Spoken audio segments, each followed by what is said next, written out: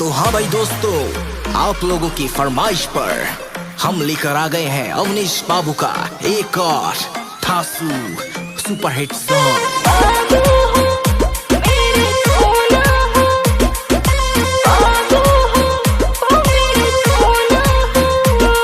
अखिया में लगा के काजल काजल काजल काजल हमरा के करेलू पागल।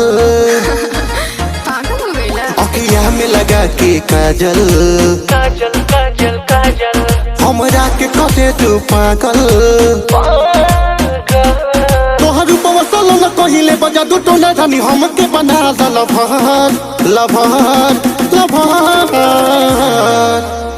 गोरी रे घायल कइले बा होठ तोर रेड कलर। गोरी रे दिल घायल करेला होठ तोर रेड कलर।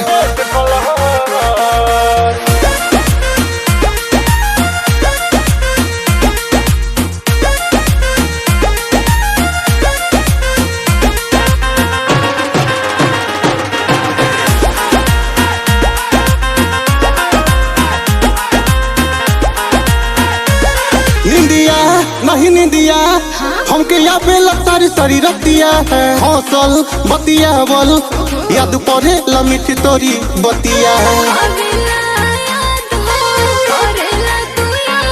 निंदिया नहीं निंदिया हमके यहाँ पे लगता सारी रतिया है। हौसल बतिया बोल याद पड़े लमिट तोरी बतिया।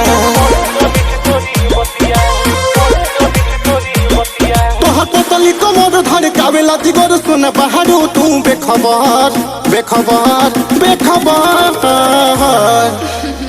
गोरी रे घायल कइले बा होठ तोर रेड कलर।